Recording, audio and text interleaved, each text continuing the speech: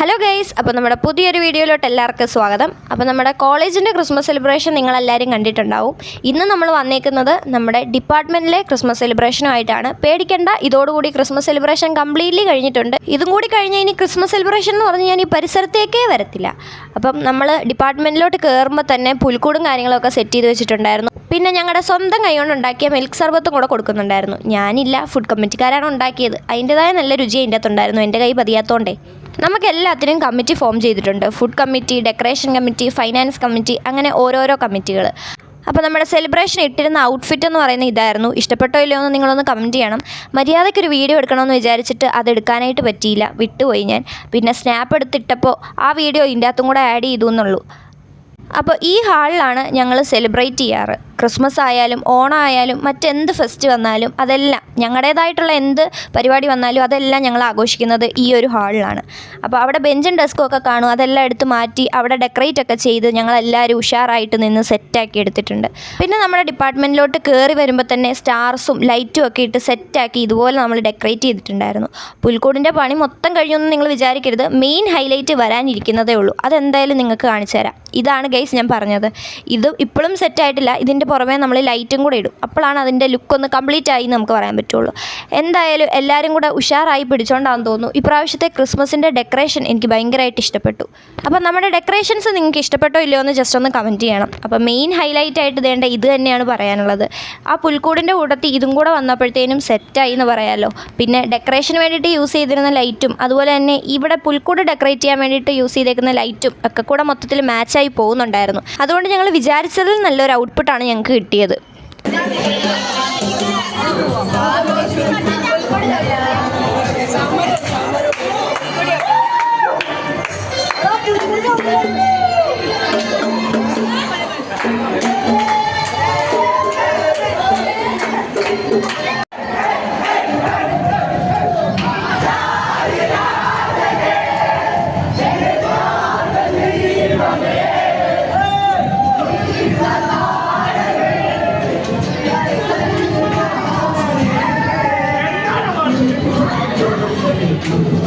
Zoology ഡിപ്പാർട്ട്മെൻറ്റിൽ നിന്ന് കരോളും കാര്യങ്ങളും ഒക്കെ ഉണ്ടായിരുന്നു. അങ്ങനെ നമ്മുടെ ഡിപ്പാർട്ട്മെൻറ്റിലും വന്ന് നമ്മളെല്ലാവരും കൂടെ ഒരുമിച്ച് ആഘോഷിച്ചിട്ട് അവർ പോയി. അങ്ങനെ അത് കഴിഞ്ഞപ്പോൾ പതുക്കെ നമ്മുടെ പരിപാടികളൊക്കെ സ്റ്റാർട്ട് ചെയ്യാനായിട്ട് സമയമായി. അങ്ങനെ ഈ പരിപാടികൾ ഇവിടെ ആരംഭിച്ചു ഗൈസ്. വീഡിയോ ലൈക്ക് ചെയ്യാനും ഷെയർ ചെയ്യാനും കമൻറ്റ് ചെയ്യാനും ഒന്നും മറക്കണ്ട. എല്ലാവരും കലാപരിപാടിക്കൊക്കെ ഒരുങ്ങിയിരിക്കുന്നതുകൊണ്ട് ഞാൻ സന്ദേശമൊന്നും പറയുന്നില്ല. ഇവിടെ നിൽക്കുന്നത് ഞാനല്ല, മറ്റൊരു വ്യക്തിയാണ്. അപ്പോൾ അതുകൊണ്ട് തന്നെ എല്ലാവർക്കും ക്രിസ്മസിൻ്റെയും പുതുവത്സരത്തിൻ്റെയും ആശംസകൾ ഏറെ സ്നേഹത്തോടെ ഡിപ്പാർട്ട്മെൻറ്റിലെ എല്ലാ അധ്യാപകരുടെ പേരിൽ ബോട്ടണി കുടുംബത്തിൻ്റെ എല്ലാവർക്കും ആശംസിച്ചു കൊടുക്കുന്നു. ഇന്നത്തെ ഈ ഒരു പരിപാടി ഇവിടെ ഗംഭീരമായിട്ട് ഓർഗനൈസ് ചെയ്തിരിക്കുന്ന നമ്മുടെ സെക്കൻഡ് ഇയറിലെ ചുണക്കുട്ടികളാണ്. ഡെക്കറേഷൻസ്, ഇവിടുത്തെ പരിപാടികളെല്ലാം എല്ലാവരാണ് നേതൃത്വം കൊടുത്തിരിക്കുന്നത്. എല്ലാവരുടെയും സഹകരണം അതിനകത്തുണ്ട്. അപ്പം അവരെയും പ്രത്യേകം ഞാൻ അഭിനന്ദിക്കാൻ. അതെ, ഇവിടെ കാണുന്ന എല്ലാ ഡെക്കറേഷൻ്റെയും പരിപാടികളുടെ ഒക്കെ പുറകിൽ പ്രവർത്തിച്ചത് ഞങ്ങൾ സെക്കൻഡ് ഡി സിക്കാർ തന്നെയായിരുന്നു കേട്ടോ. അങ്ങനെ നമ്മുടെ കലാപരിപാടികളൊക്കെ തുടങ്ങി.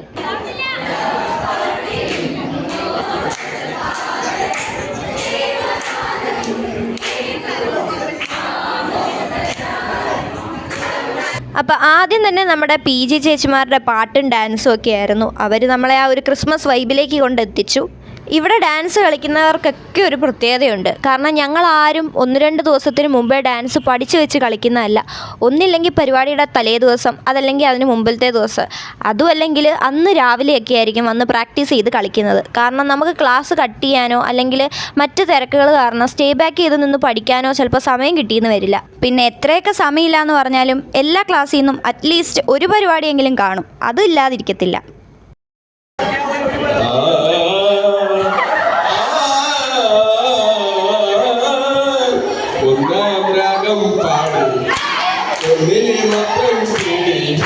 PG ഫസ്റ്റ് ഇയർ ചേച്ചിമാർ വന്ന് അടിപൊളി ഡാൻസൊക്കെ കളിച്ചിട്ട് പോയി കഴിഞ്ഞാൽ സെക്കൻഡ് ഇയർ ചേച്ചിമാർ വെറുതെ ഇരിക്കുമോ?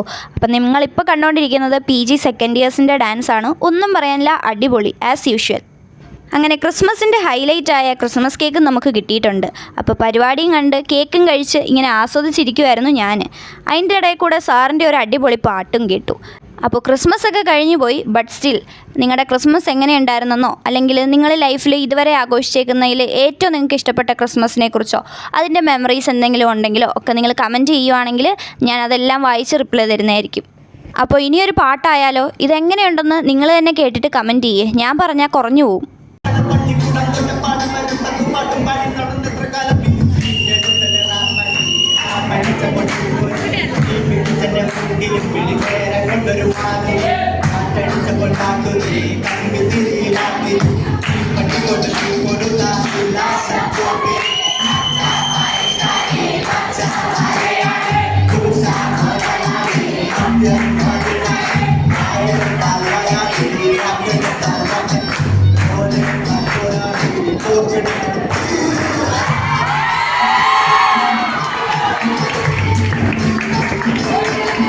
ഒന്നും പറയാനില്ല, പാട്ട് ഒരേ പൊളി. അത് കഴിഞ്ഞാൽ പിന്നെ പ്രൈസ് ഡിസ്ട്രിബ്യൂഷൻ ആയിരുന്നു.